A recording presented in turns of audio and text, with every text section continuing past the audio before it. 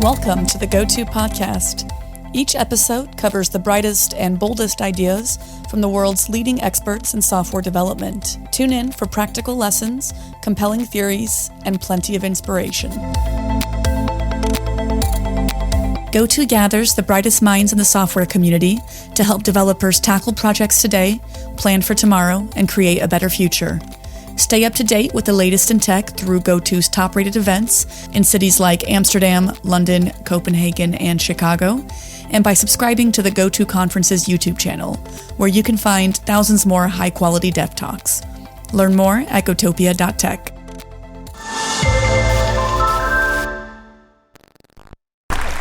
Let's introduce ourselves. I'm Trisha G. I work for Gradle these days. I've been co-opted to be the moderator for this tiny panel, I guess.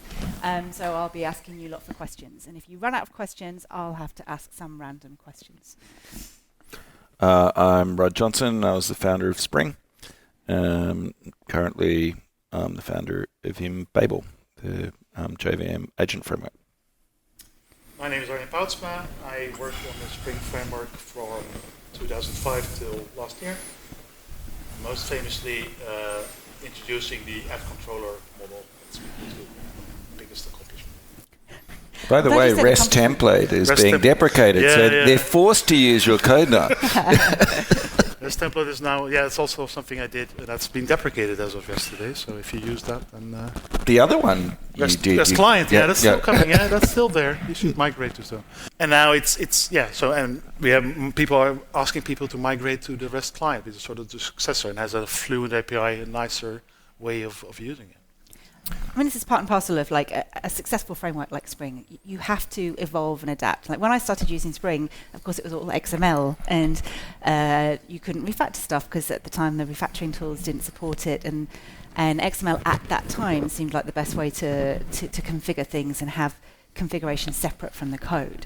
But obviously, over time, the framework evolves and adapts and moves on, and I think that's part of what makes it successful, not just sticking to the old patterns. No, for sure. Yeah, well, I think that a measure of that is that Spring was highly successful in the microservices era, whereas, for example, take Rails. When essentially the HTML layer went out of your back end and everyone wrote single-page apps, Spring and Spring Boot thrived, whereas it wasn't so good for Rails. Should we take some questions? Yeah. Anyone got a question? Because this isn't Ask Me Anything, and if you don't have questions, it's going to be slightly less successful. Go on. I was in the wonderful presentation regarding Embabel. I wonder what's the response if Embabel is not able to map to the response model? If we are waiting for the model, but it's going to be a mapper there, as I understood. Do you want to give a tiny bit of context for people who might not have been in the presentation? So I know it's like an hour, so you can't do the whole talk now. So Embabel is a framework that is built on top of Spring for doing agent flows. It does use Spring AI under the covers, but it's significantly higher level and is more geared towards multi-step flows. So the question was about, for example, what if the LLM returns an incorrect response? Yep. So one of the things that we encourage is interactions with the LLM should specify return type. So you should say, I want a person back or I want a cat back.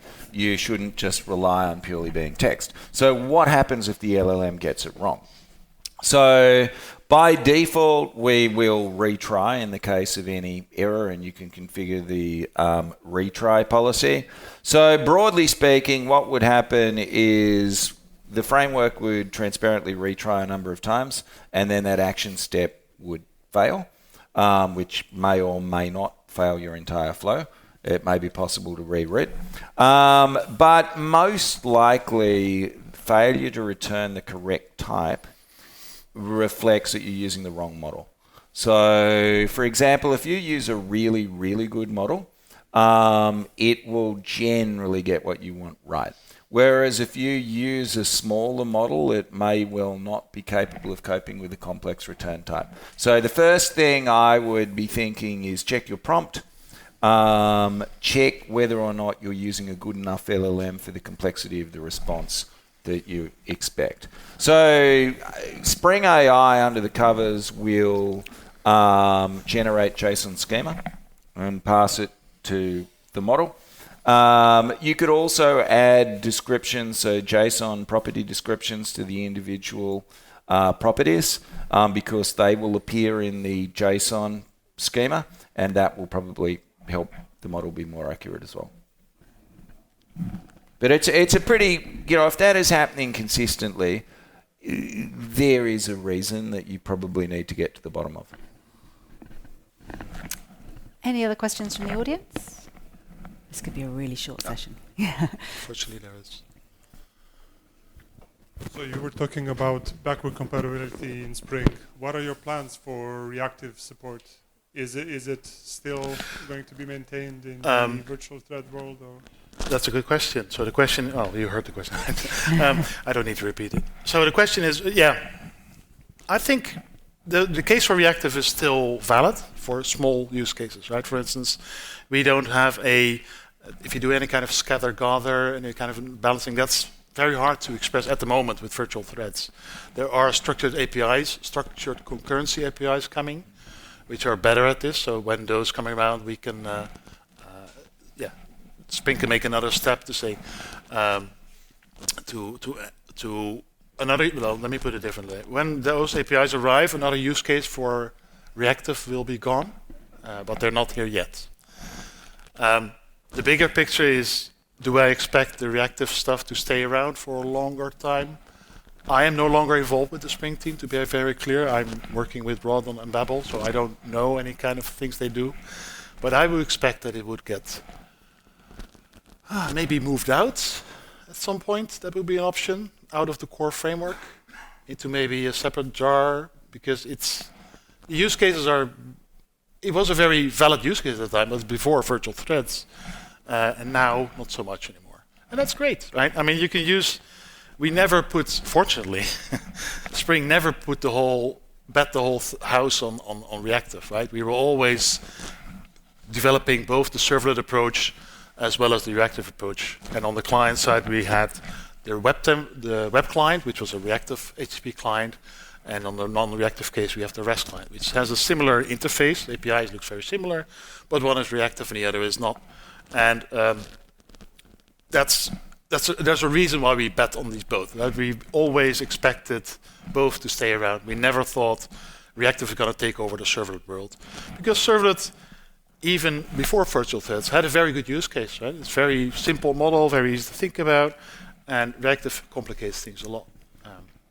Does that answer your question? Okay, good question. I have a follow-up question, All which right. is, it's kind of interesting to me. This is a question and observation. It's interesting to me how improvements in Java, the language, are obviously going to impact a framework like Spring. Oh, yes. And so I was kind of interested in how much the modern concurrency in Java is impacting something like, I guess under the covers it impacts Spring. I was wondering how much it's going to impact like downstream users, because how much gets exposed to people calling Spring. Yeah, that's a good question. I think, when you're dealing with language features like annotations or functions, there's no way around it. In fact, we pride ourselves, or Spring prides itself on building new APIs that build on it, right? We had initially MVC, as you used it with XML, right? To wire up your abstract wizard controller or whatever it was. Yes. A simple form controller, which was not simple at all. And then we made a step to annotations, where you combine the configuration and I remember the addition of generics as well. Oh yeah, impacted yeah, quite a lot as that's well. a lot. Big impact And there that as well. So we try to expose those features as quick as possible. And you don't want to the internals of it all. The same goes with functions, right? Annotations, and then later we got functional Java. So, and it's also interesting to see, from my perspective at least, how these things change. I think as developers, we're not really keen fashion. We don't really follow fashion that much, but there's definitely a fashion, I would say, in computing and programming, right? People are getting used to new interaction models and functional style. There's definitely trends you can see, and you want to pick up on those trends, right? You want to be able to people get these new functionality out of the JVM, you also want to use that in Spring. So yeah, looking at what Java does and following that closely is really quite important. And it's getting more difficult for the team members now that they have a 6-month release cadence. Right. There's always something new on the horizon. You have to integrate it. But yeah, that's I feel like my answer. sorry. I also think that there's been a lot of improvement in terms of the Java team. So back in the mid-2000s, even when by the time Spring was already enormously popular, we literally couldn't get the time of day from the Sun JVM team. Like, they would have not had the slightest interest in anything we had to say. Whereas now the Oracle team are actually pretty responsive. They're genuinely interested in what their users want to do. Obviously, most of their users are using Spring. So, that I do think that Oracle, somewhat surprisingly, deserves quite a bit of credit in terms of how they've handled that. Yeah, and it's especially true with ahead of time compilation. The Spring team had a very good cooperation with the GraalVM team, and now with the Java team as well, when they're working on the Project Leiden. I know how familiar you are with Project Leiden, but Project Leiden is basically basically allowing your code to start up quicker. That's the goal, right? To be able to start up your Java code in a container as quick as a native code by caching and all kinds of tricks. And I know for a fact that the Spring team is working very closely with the Leiden team on getting that done. Because, like Rod said, Spring is a very popular Java framework, so it makes sense for them to facilitate that in some way. So. Yeah, I do know that the Java folks at Oracle are quite keen to talk to key frameworks and libraries because effectively Java gets consumed through those things, really. Yeah. I mean, you use pure Java, but you're going to be using Spring and you're going to be using other stuff. And well, that if the wasn't the libraries case a long time ago. Right, it's true. Very different. Even before we were sort of in competition with Java EE. Yes. Right? Yeah. But we won that thing. Well, everybody wins. Well, also, I think that for the Java team, it's kind of like eyes and ears, right? When they talk to frameworks that have massive user base and engagement with their users, it's kind of very high quality feedback. Because while language people should be responsive, they do have a different skill set, and you can't expect them to be out there monitoring what's individually happening. No, they can't be talking to every community. Java person and saying how do you use Java. Right? Yeah. They have to get the feedback from you. Yeah. And they do so. I mean, I know for a fact that before they even contacted us, they already took our famous example, the pet clinic, and run that within Leiden, and then showed us a whole bunch of results, saying, okay, well, this is what happened. So that's quite a change. I would say it's really appreciated as well. How do you feel about Pet Clinic? Because I saw it used last week again, and I was like, when I was at JetBrains 5 years ago, I spoke to the Spring guys. They said this is super deprecated. Don't use it for anything, and it's still used as a classic example of how to write apps. It's been improved a lot over the years. I mean, it's the Pet Clinic that you get now is not the same as you did 20 years ago. But yeah, it's a demo application, which is not necessarily shows you the things that you should do in your own application, right? Those are two separate goals. And this application shows the flexibility of Spring by saying you can have multiple backends. You can have you can use GPA or JDBC. And that's not something you would do in your project, obviously, because you would stick to one technology. So, I mean, you say that, but and what it does is actually it does show you because the Spring team has been, I shouldn't say we, because the Spring team has been improving it does show you how it changes, how the landscape has changed. Because there's no XML configuration, for instance, in there anymore, right? Fortunately. And it's a familiar, one of the things I'm doing at Embabel, it's not ready yet, but one of the things I try is to Embabelify the pet clinic. To say, okay, well, let's take this old example, an existing enterprise application, and see how we can add agents to it.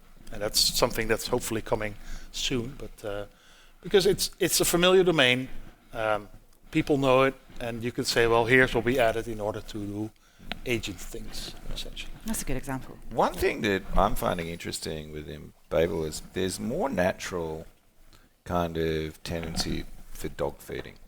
So, for example, not only do we have sample applications, but we also have applications that double as samples that are useful. For example, like the application that built my slide deck for today. Right. And that's actually the fact. We're also looking to automate quite a lot of things like, issue review, issue triage, quite a lot of things in the community. And that actually, I think with agents, there is such value potentially from eating your own dog food that you get a different level of example than you got from, say, something like Spring, where it's not so obvious how you do that. Mm-hmm. Yeah. Any more questions from the audience at this point? Yeah. Do you want to... Sorry, there's a microphone coming. I have a question. Sure. When you hear the industry, low code, no code, and such platforms are in every year. So, do you think Spring and Java would be something like code romantic in the future, or because the complexity of Java is good for us, the developers, but today I see business people developing in N8N or something like Microsoft Studio or something like that. And when I today saw the keynote from Ken, and for these people, Java and Spring is I think too much complex. What do you think about this? Well, I think obviously low-code solutions over the decades, and it literally has been decades, have traditionally promised much more than they've delivered. I think it is possible we've reached an inflection point where they can actually deliver a lot more value. I do think there is an increasing role, and I think Java can play a role in that. So, for example, where you bridge between services that you've written in Java and things that are exposed to end users. One technology, of course, that facilitates this with any programming language is MCP. So if your business users are using tools that can consume MCP, like Claude Desktop or Claude Code or many, many things, you can expose, just the same way you can expose a web interface, you can expose an MCP interface from your back-end services. So, I think that for the first question of can business users be given stuff that actually is implemented in Java that they can use? Totally. And I think that's really quite compelling. Secondly, with respect to Embabel, we're pretty interested in the notion of natural language being a way. So, for example, if you consider my talk, I was talking about the notion of domain models, actions, and goals. If you combine those, you could potentially have business users be able to express in natural language the things they wanted to happen, expressed in terms of those solid nouns and verbs. So, yes, I think that that's definitely an area that we'll see develop, but I think Java can play a role. I mean, I'm interested, so the experience your folk have had around N8N, that's something they were happy with. So the first tries are really good. So yep. How business people make the first good business cases with that. Also with Microsoft Copilot Studio, and it looks fine for the beginning. And that's what I'm thinking about is Java and also Spring the right solution to give the people or the customer the right solution. There's always a balance between, if you're talking about framework development or library development, there's a balance between complexity and sort of allowing all the use cases, right? You can create a very simple API if you don't allow for all the use cases, right? And that seems like something that's applicable here as well, right? I can create an API that's usable for business users, but you as developers won't be happy with it because you cannot override that single thing that you need to override, and that introduces complexity. So from that perspective, Spring is really a developer framework, right? It's really meant for solving development use cases, for developers who are capable to think about their own exceptions to the standard, right? In my talk, I said about we want to make the easy thing possible, but the complicated thing, you want the easy thing to be, I didn't say it like that. I said you want to make the recommended practice the easy practice, but you want to be able to override this, right? Saying, okay, for instance, You want to be able to say, well, I'm going to plug in another strategy interface here, and then my behavior will be completely different. And that's always been the case with Spring. But in order to facilitate that, it becomes more complicated, and therefore the target audience is possibly less suited for business users than it is for Java developers. But I think that's fine because, like I said, you have other higher level solutions for that, for instance Embabel, which are able to provide that better, I think.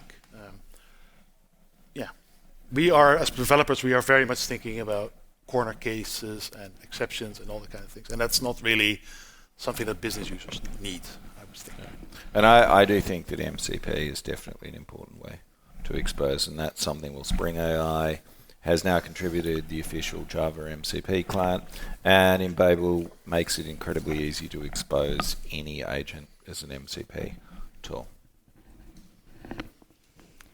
More questions? Yeah. Wait for the mic. Yeah. You mentioned that Spring's been very successful with microservices.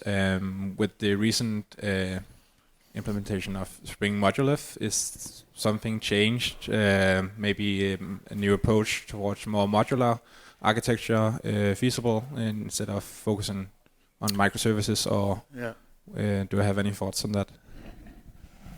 I have. So Spring Modulith is a bit different project because it's very different from the stuff that I worked on. Let me put it that way. It's very prescriptive. Yes, I got it in the end.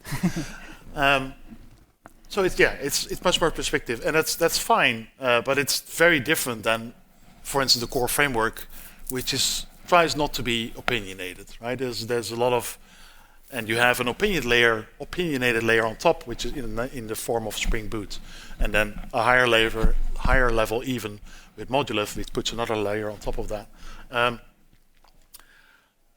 I think using that kind of framework can be very helpful. I don't have too much experience with it. I've worked on the core framework where we didn't really. I tried to think about best practices, but you didn't really want to force them. Just like I said, you always wanted people to give a way out, saying, well, I'm going to do it differently. And you get a less opinionated model as a consequence, and people need to, basically, within the possible solutions that are offered by the Spring Framework, you need to make choices, right? And with something like Modulith, it's a lot more prescriptive. Thank you. That word. There's a balance difference there. If it were up to me, I'm no longer part of the team anyway, I'm not sure if I would have called that project Spring necessarily. Because for me, it is a bit more opinionated than all the other frameworks are. And therefore, I think maybe giving it a different name would have been better. Because Spring implies a certain qualities to me, and Modulith has other qualities. I think also with reference to microservices, maybe Modulith partly reflects the fact that there has been a bit of a swing back, right? Yes. Like the entire industry got microservices happy. It turned out it was great for Spring Boot, but it wasn't. It turned out that the fact that Spring Boot reduced the cost of creating a service almost to zero wasn't necessarily a good thing. Tweet-based programming is not a good thing. No. Yeah. I think that as the pendulum has swung back, people are looking to different ways of maybe achieving some of the same goals, and I guess that's the space where Modulith plays. Yeah. I heard yesterday about a company that had an average of 10 services per developer. And I was a bit blown away by that. Wow. Yeah. I really think the reluctant modularization is the way to go. Reluctant modularization. Yeah, actually this is what, well, obviously somewhat different as a framework, but this is what we did with Embabel. We started off with, early on when we were iterating really fast, it was in the same repo, and we've gradually broken it up, and there's been obviously an enormous amount of work in breaking it up. But I'm still glad that we waited to do it, because I think you have to see a clear need before you break something up. And I think people got very happy in terms of just creating all these things without a clear need. Because, I think someone alluded previously you alluded, Arjen, to fashion. Yeah. I think Larry Ellison once said that software the software industry is more prone to fashion than the clothing industry. And I think it's true. That's very true. Yeah, I believe so. that. Yeah. Yeah. You wouldn't think so if you saw all the people in the audience, right? All really fashionable. But Code fashion is definitely not the same as clothing fashion. Okay, there you are. Sorry. Yeah, it does sometimes amaze me that somehow you'll see that it suddenly has become universally known that X is bad or X is good. Yeah. And it's like, sometimes I'm wondering, why did that happen? Exactly what was that based on? Yeah. Nothing has intrinsically changed to the technology, but now it's no longer the way to go. Yeah, and you see that with microservices. Right? We can all blame James Lewis for that. He's not here. He has not too bad. So yeah, it's getting too far, and then we go back to the other way probably, and it's always, the balance is always going from one extreme to the other. And if you've been around in the industry a bit longer, then you will see that and you will recognize it, and you'll think, well, I've seen this before, we're back to doing it this way. It's nothing changed. There's a nice French quote about it. Can you also do the French quotes or not? C'est plus, whatever changes stays the same or something. Yes. Plus ça change, plus ça même. C'est la même, Something like that. I did prescriptive. I don't have to do the French words. Any questions? We haven't had any from this side for a couple of questions. Put you on the spot. Sure, please do.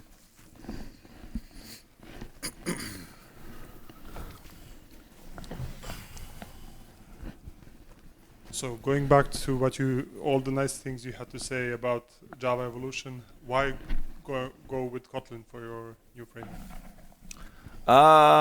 Good question. I personally prefer writing Kotlin to Java, but I think the decision between the two languages is different for every team. So I'm actually also running a lot of Java. Like actually all of our examples are in Java. The things that I like about Kotlin is I think collection handling's a lot better. I mean that definitely still is a rough edge in Java. There's no two ways around that.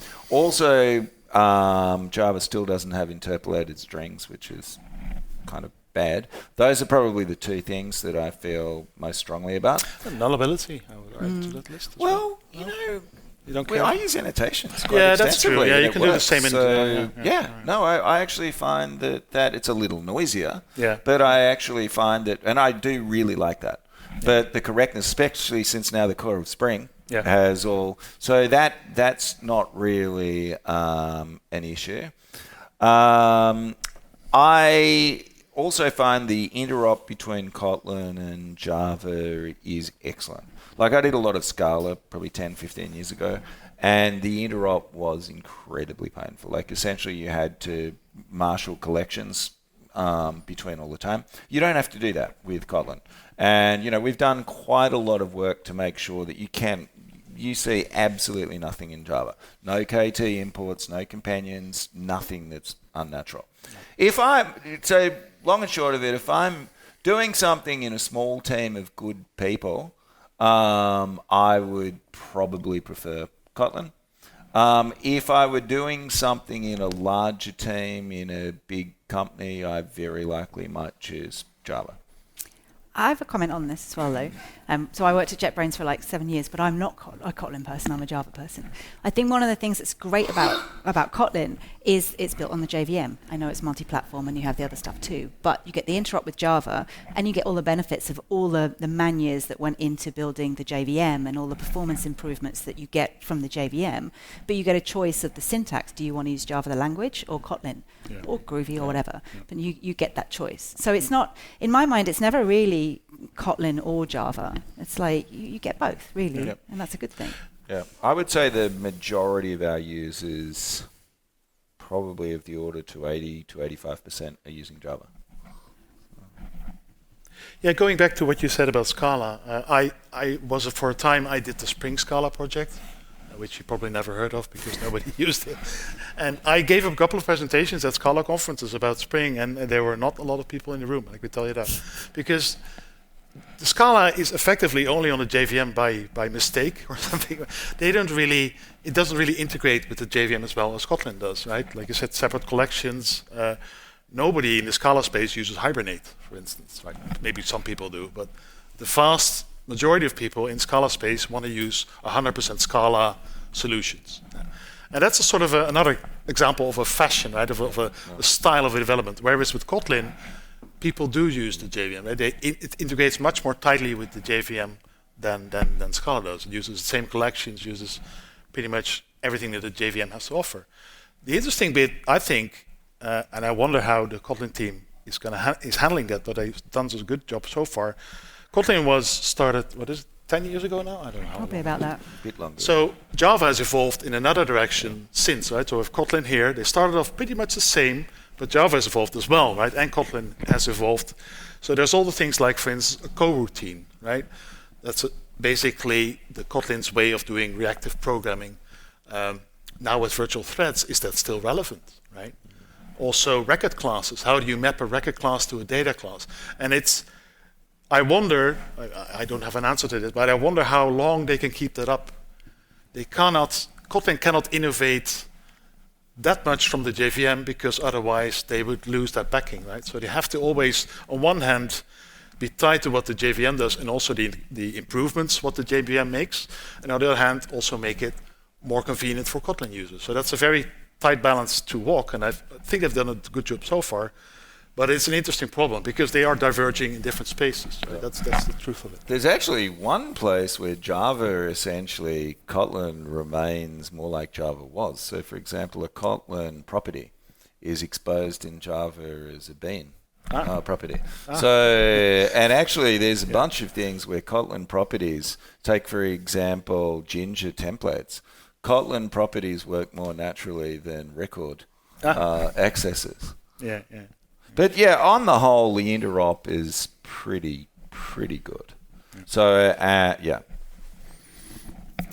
I wanted to get back to some of the AI questions. Really, like one of my AI questions is, how does, and I'm sure this gets asked a lot, like what sort of skills do developers need going forward in the AI world? That's a really important question, because what I would say is that I strongly believe, as I said in my talk, that enterprise Java developers have a huge role to play in making AI really work in the enterprise. On the other hand, I think it is fair to say that on average they know less about Gen AI than Python developers.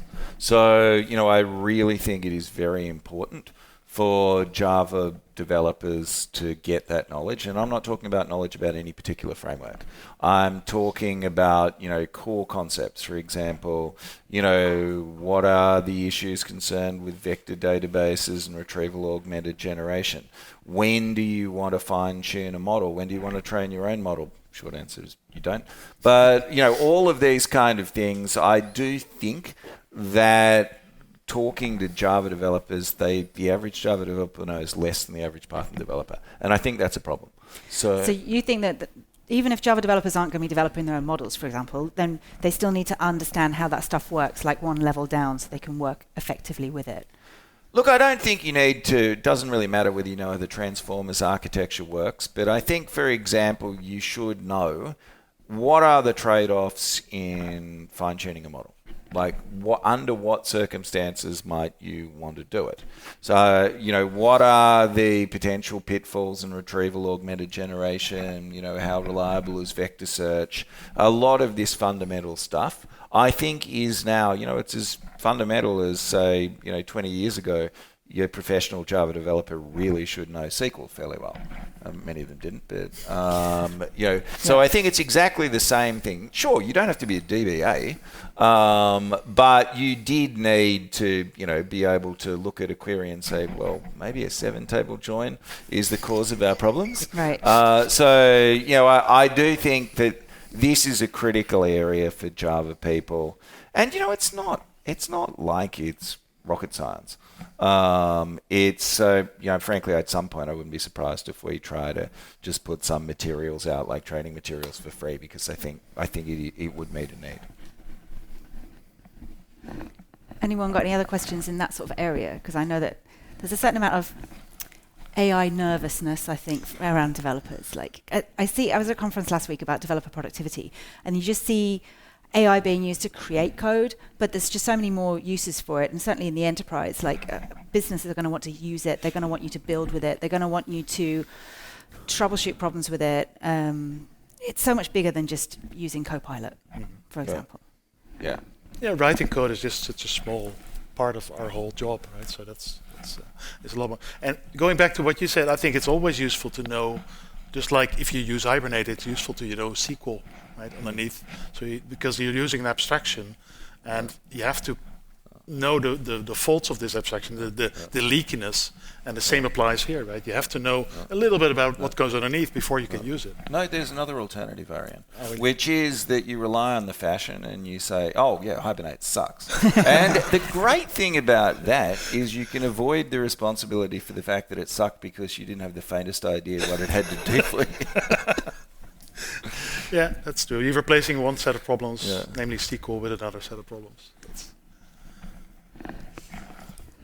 More questions? Comments? It's a very quiet audience. Yeah. Do you have questions It's for each other? Scandinavian audience, so you always get, you have to give them some booze. Oh, okay. Too early in the day. Well, it's not that early. That's my experience. Have you got any questions for each other or things you want to share? Okay. Okay. Sure. Wait for the mic, please. We can't hear you. One problem in Scandinavia is that we have we are very restricted in what we can feed to a model. For instance, where I work, I cannot give any of the data in a database. So you can't just pull out the data. Yep. And that kind of limits us in certain ways, I guess. So can you give us a bit more context? Is that not allowed company-wide? Why is that? Why can't you do that? Because it's the secret of the company, basically. Ah, I see. You don't want to feed that to an AI model. Right. And then I guess it comes down to owning your model, then it kind of makes everything more difficult, because then you have to create your own LLM and train it and keep all this data inside. And I don't know how to do that even. So I think that might be a problem, at least in Europe. I know that you have different laws in other parts of the world, but here privacy is a problem. I think it's a very common concern, and I do think that there are solutions in many cases. So if, for example, as with the approach I described in my previous talk, you break up your interactions into multiple steps, what you're doing in each of those steps might well be small enough and focused enough that you can use a local model. Local models are getting so good now. For example, tool calling, which was something that local models were terrible at only 12 months ago. The Quen models now are so good at tool calling that there are certain things that even a 600 million parameter model can do that involves tool calling. And obviously 600 million is like nothing. So, if you look at something that you can run fairly easily on a decent GPU, like say, a 14 billion or 20 billion parameter model, that is going to be capable of doing a lot of things. And so if you break things up and they're small, you can host that model on your own infrastructure. I mean, you do need to have GPUs, which can be harder in corporate environments to get than CPUs. But nevertheless, this is really in many ways a soluble problem. So I would say, if you understand what it is that you need to do, there's a couple of alternatives. One would be factor it into steps so that certain steps you only pass your sensitive data to a local model. Or alternatively, even maybe some things that don't require sensitive data, you can still use external models. Or another approach, which becomes much easier if you factor things into individual steps, is anonymize the data. if you send it, right? Like that, if you're looking at doing a big complicated flow all in one model call with lots of tools, clearly you can't do that. But if you're looking at one very specific interaction, you could absolutely anonymize the data and replace it. So I would say that I think this is a very real concern that is global. And I think that fortunately the local model thing is really, really important. Are you talking about lots of tiny microservice LLMs? Well, I think that an organization is typically going to have a lot of LLMs. I think very, very few of those will be trained in-house, not even fine-tuned in-house. Because broadly speaking, data retrieval, take for example my talk today, all the code that the model put in, it did that because I gave it tools to do it. So, you can take an off-the-shelf model and you can enable it to access what you want it to access. You don't need to train it on your own data. Yeah, I think organizations will have quite a lot of models. There's another aspect to this as well when you talk about sensitive data for a particular user, because Embabel is a Spring framework. It can integrate with Spring Security. And you can say, well, this kind of information is only for you can only look at your own information. For instance, it's very easy to configure that in Spring Security. You can say, well, types of this class are only viewable by the person who owns it or something. So there's that aspect of it as well, right? You make sure that the only data that's fed or that's used is, sorry, I can't see you anymore. The only data that's used is the data that's actually approved by Spring Security in terms of this current user is allowed to view that data, right? So there's a couple of aspects to this. Well, I'm trying to understand how Embabel is different from Spring AI. What happens? I mean, maybe it comes from my lack of knowledge, but Yep. yeah. So Embabel is significantly higher level. So the bread and butter of Spring AI, and bear in mind Embabel builds on Spring AI, the bread and butter of Spring AI is making calls to models where it's handled in a portable way. So, for example, there are quite a lot of differences in the API, say between OpenAI and Anthropic. There are differences with some of the local models like Olama. There are differences. So Spring AI smooths that. And that isn't just a matter of sending the prompt up and getting it back. It's a matter of things like tool interactions, like, doing that dance where the model invokes a function or tool. So Spring AI offers some things above that, but above that, really, it's about chat as a first-class citizen and returning data types from the model. What Embabel does is focus on multi-step agent flows. So Embabel, unlike Spring AI, has the notion of a process that it manages. So it's much more inherently like a server than purely like a framework. The API, I think, is actually quite a lot nicer. Even for simpler cases, I think it's just a nicer API. For more complex cases where you want to express multiple flows, I think it becomes much easier to build on Embabel and more testable. The way I think about it is the servlet API. The servlet API is actually what's pretty good again. Now we don't need reactive. So, it's good that the servlet API exists and we use it in all our web applications. But nobody's written an Java web application that directly uses the servlet API since probably 2003. I hope so. And I see it much the same with Spring AI. It's like most things that you would want to do. I think Embabel just gives you a nicer way of doing it. Okay, it's time to wrap this up. So I want to say thank you very much for answering all the questions, and thank you very much for asking all the questions. Thank you for hosting. Oh, thank you. Thanks for listening to this episode of the GOTO podcast. Head over to gotopia.tech to discover lots more content from the brightest minds in software development.